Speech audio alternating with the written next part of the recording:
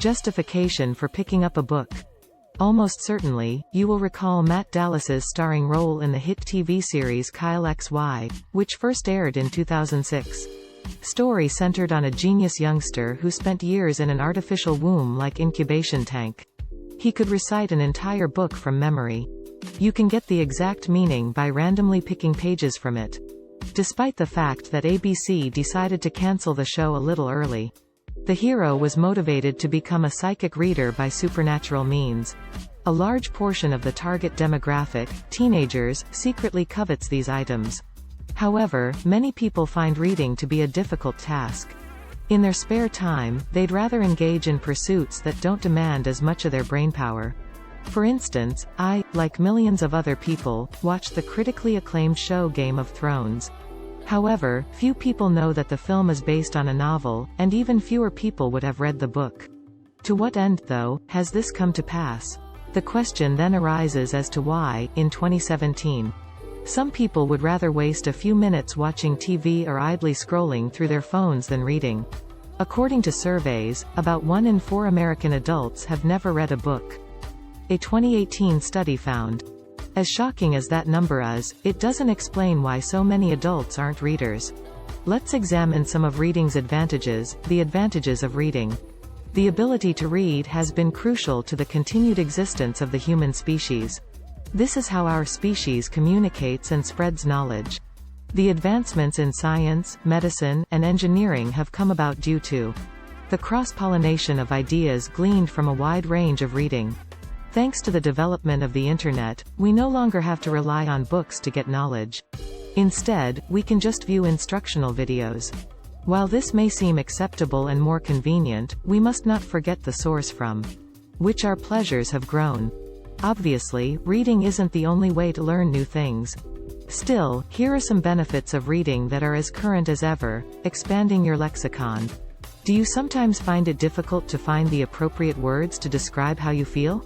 Increasing your vocabulary through reading might help you express yourself more clearly in your daily life. According to a 2019 SIN Gauge survey, 69% of businesses prioritize candidates who demonstrate strong communication skills when making hiring decisions.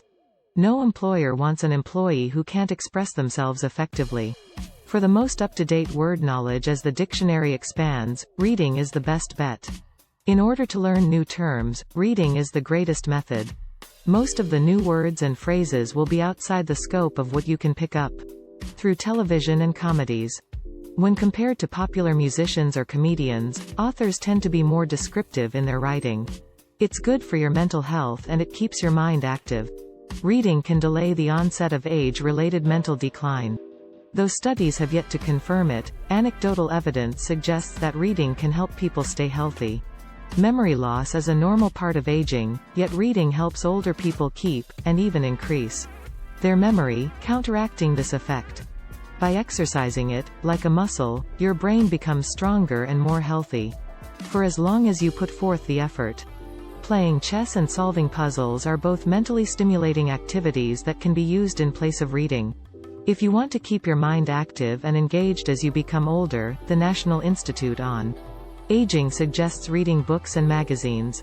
You don't want your brain to turn into a den of iniquity or die of boredom, do you?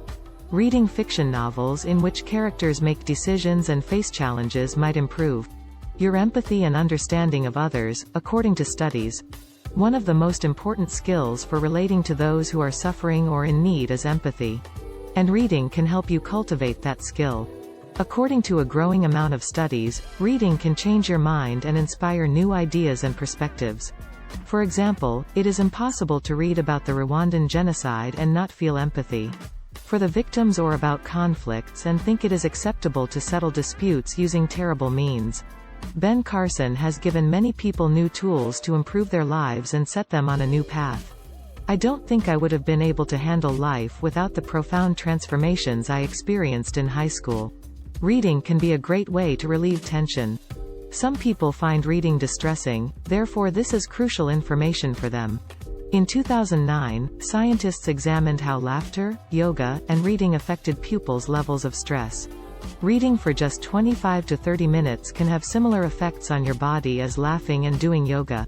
reducing your heart rate, blood pressure, and feelings of psychological distress. Reading itself is not the stressful activity that some people assume it to be. If you're feeling down, pick up a book. Suicide rates and fatalities attributed to depression both seem to be on the rise, which is cause for serious concern.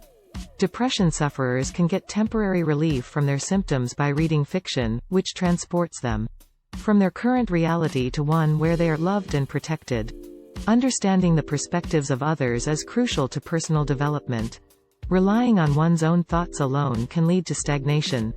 To make anything truly remarkable, it is necessary to gather ideas from several sources, both past and current, and to carefully consider the benefits and drawbacks of each. As a result, this has played a crucial role in the many recent advances in a wide range of sectors.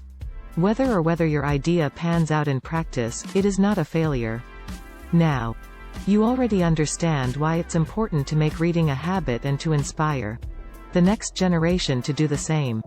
In addition to the aforementioned advantages, encouraging children to pick up a book instead of a video game can help them develop self-control.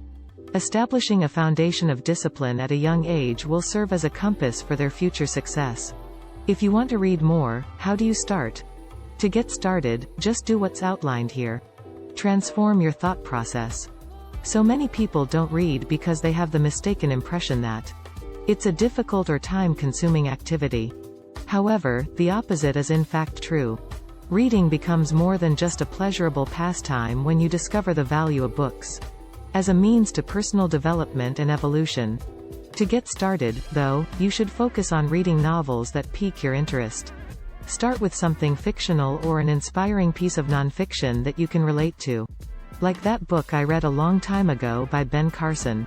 If you're not sure you want to commit to reading a whole book, try reading some articles or blogs first. One great piece of writing is all it takes to turn you into an avid reader. Set aside 30 minutes a day to read. Prioritize reading over other activities, and soon you'll be devouring 3 books a month. Take a book with you wherever you go, even in the cab or at the airport, and you'll soon find yourself more productive and better informed. The length of time you will be waiting. Currently, electronic books are widely available.